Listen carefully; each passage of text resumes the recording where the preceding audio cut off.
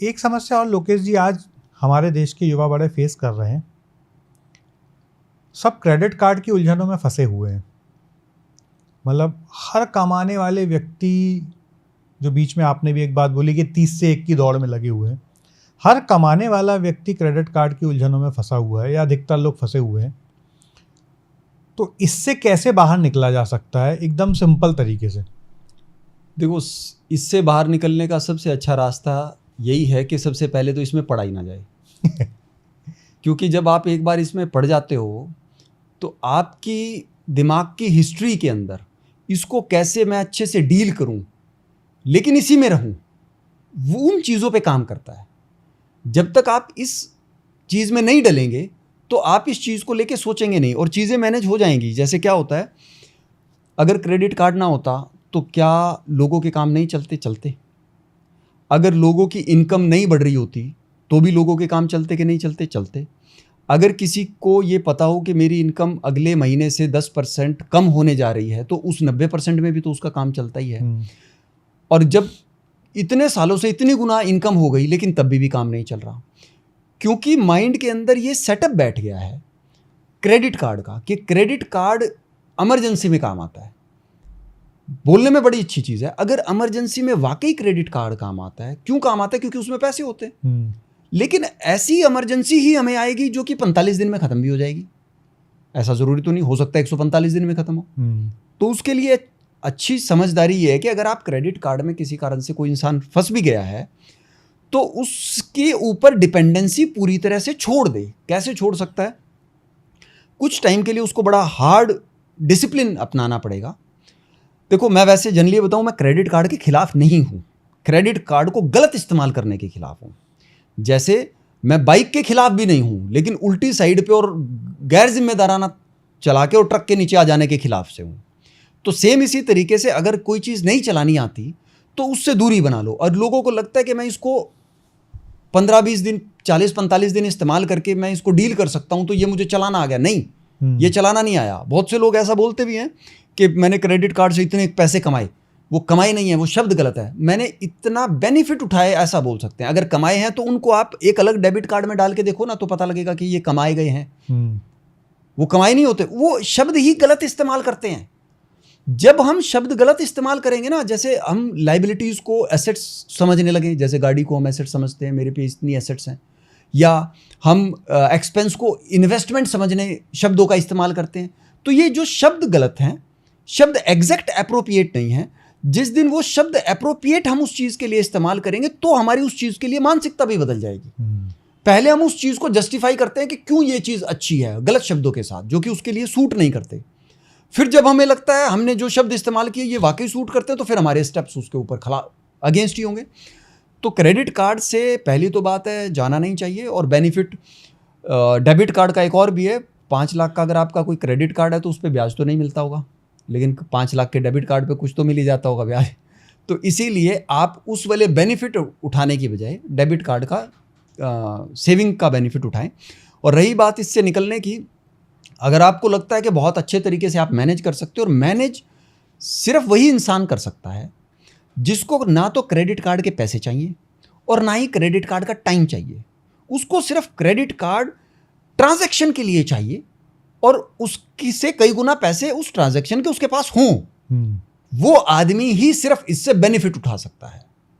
लेकिन और कोई आदमी जो सोचे मैं इसके टोपियां भी घुमा दूंगा, 10 क्रेडिट कार्ड ले लूंगा, इतनी सेविंग कर लूंगा, रहेगा वो इसी भागदौड़ में। हो सकता है लाइफस्टाइल थोड़ा बहुत ऊपर कर ले लेकिन दिमाग का सुकून तो उसी चीज़ में भाग रहा है ना।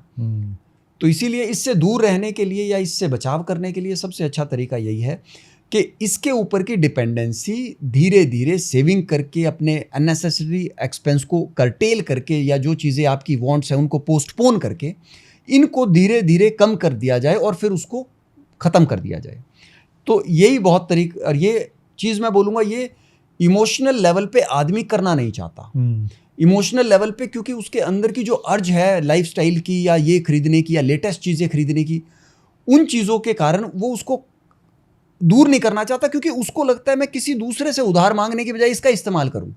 और कई लोगों की ऐसी भी फिलॉसफी होती है कि कर्ज से तो टर्नओवर बनता है, इससे तो सृष्टि चलती है, इससे तो वो फ्लो चलता है।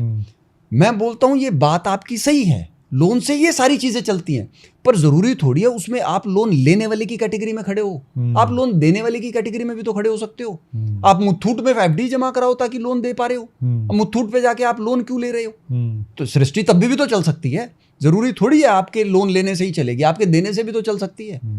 तो अपनी इस चीज को मानसिक लेवल पे लर्निंग की जरूरत है। मैं एक छोटा एग्जांपल दूंगा, आप ही मुझे बताएं कि एक इंसान जिसके बड़े पूर्वज प्रधानमंत्री जैसे पदों पे दशकों तक रहे हों, एजुकेशन बहुत ही अच्छे school college universities international level पे हुई हो, यंग एनर्जेटिक हो, उसके प्रधानमंत्री बनने की ज़्यादा संभावना है या उस इंसान के जिसकी ना ही कोई फॉर्मल अच्छी एजुकेशन इंस्टीट्यूट रही है, ना ही उसका पॉलिटिकल बैकग्राउंड था, ना ही उसके पास कोई फाइनेंशियल था, तो कौन किसकी संभावना ज़्यादा प्रधानमंत्री तक के लेवल के पहुंचने की? पहले वाले की। लेकिन पहले वाला बन नहीं पा रहा। क्यों नहीं बन पा रहा? क्योंकि उसने ये सारी की सारी मानसिक लेवल पे सीखी हैं चीजें, इमोशनल और स्पिरिचुअल लेवल पर नहीं सीखी। क्योंकि जो आउटपुट है वो इमोशनल और स्पिरिचुअल लेवल पे सीखने से आता है, इस चीज से नहीं आता। जैसे बड़े सारे अकाउंटेंट हैं, सीए हैं, उन्होंने मानसिक लेवल पे सारी अकाउंटेंसी सीख ली, लेकिन उनके जो क्लाइंट हैं जो बहुत ज्यादा रिच हैं, उन्होंने उसको इमोशनल लेवल पे सीखा हुआ है। तो जिस दिन वो मानसिक की बजाय उसको इमोशनल लेवल पे सीखना शुरू कर देंगे, उस दिन के बाद ना उनको किसी सिफारिश की या पॉलिटिकल बैकग्राउंड की या किसी चीज़ की ज़रूरत पड़ेगी, वो धीरे धीरे उस कैटेगरी से हट के अपने आप उस कैटेगरी में आ जाएंगे। तो ऐसा ही पैसे के साथ होता है। बहुत से लोगों के पास बहुत सारे पैसे पारिवारिक तरीके से मिले होते हैं, वो उसको नुकसान करके जीरो पे भी आ जाते हैं। बहुत से लोग जीरो से वहाँ तक भी पहुँच जाते हैं। अब जिसके पास पहले ही बैकग्राउंड में बहुत ज़्यादा पैसा है तो उसके अमीर बनने की ज़्यादा संभावना है, और एक के पास नहीं है उसके बनने की ज़्यादा संभावना नहीं है। लेकिन आपने देखे होंगे ये वाले भी बहुत ज़्यादा अच्छे स्टार्टअप या कुछ ना कुछ करके बहुत ग्रो कर गए, और ये वाले ऊपर से लाइफस्टाइल या उनकी जो वर्थ थी वो धीरे धीरे खत्म होती चली गई। क्योंकि जो असली लर्निंग है वो इमोशनल लेवल पे सीखनी चाहिए। लेकिन लोग बोल देते हैं एक पढ़ा लिखा आदमी है वो ज़्यादा कामयाब रहेगा, डिजर्व करता है, एक बिल्कुल कम पढ़ा लिखा है।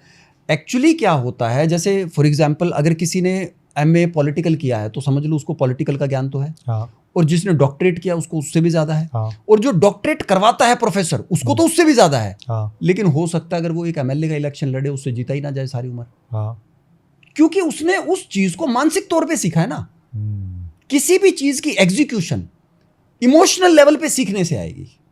तो ये जो बजट निकाल के सोचते हैं ना कि मैं क्रेडिट कार्ड से कैसे निकलूं, ऐसे करूं वैसे करूं, उससे पहले अपने इमोशंस को ट्रेंड करना है, क्योंकि ये इमोशंस ही ट्रैप में फंसाते हैं। और जिस सोच ने हमें ट्रैप में फंसाया है वो सोच हमें ट्रैप से नहीं निकाल सकती। समझा।